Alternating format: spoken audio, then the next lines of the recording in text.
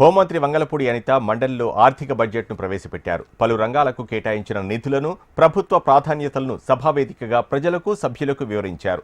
2026-27 రాష్ట్ర బడ్జెట్లో వివిధ సంక్షేమ పథకాలు, వివిధ కార్యక్రమాలకు నిధులు కేటాయించారు.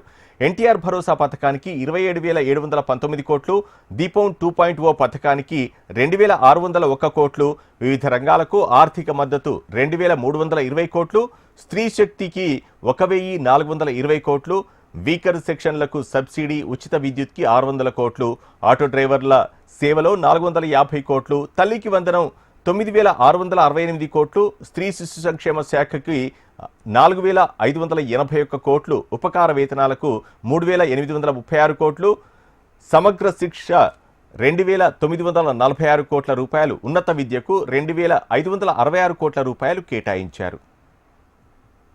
మా దృష్టిలో బడ్జెట్ అంటే కేవలం పద్దుల ప్రకటన కాదు, ఇది అంకెలకు అతీతం.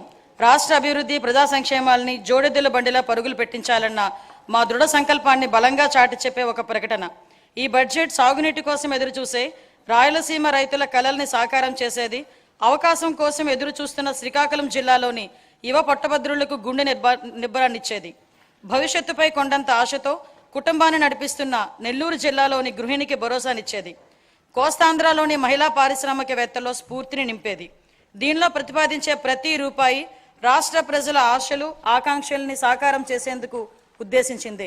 గత ప్రభుత్వ విధ్వంసకర పాలన చేసిన లోతైన గాయాలు, మిగిల్చిన చేదు అనుభవాలు మనం ఏం చేయకూడదో నిరంతరం గుర్తు చేస్తున్నాయి. గత ప్రభుత్వ దుష్ట పరిపాలన వల్ల రాష్ట్రానికి జరిగిన భారీ నష్టాన్ని, ఆర్థిక విధ్వంసాన్ని గమనంలో ఉంచుకొని 2024 సంవత్సర బడ్జెట్ ప్రవేశపెట్టాను. గత ప్రభుత్వం మిగిల్చిన గాయాలను మాన్పి 5 ఏళ్ల విషాదాన్ని దాటుకొని రాష్ట్రాన్ని పునర్నిర్మాణం దిశగా నడిపించేందుకు 2024 బడ్జెట్ బలమైన పునాది వేసింది. 2025 బడ్జెట్ స్వర్ణాంధ్ర 2047 లక్ష్యానికి అనుగుణంగా రాష్ట్రాన్ని అభివృద్ధి పదంలో నడిపింది. అంత భారీ విధ్వంసానికి గురైన రాష్ట్రాన్ని పునర్నిర్మించేందుకు 2 ఏళ్లు చాలా తక్కువ సమయం.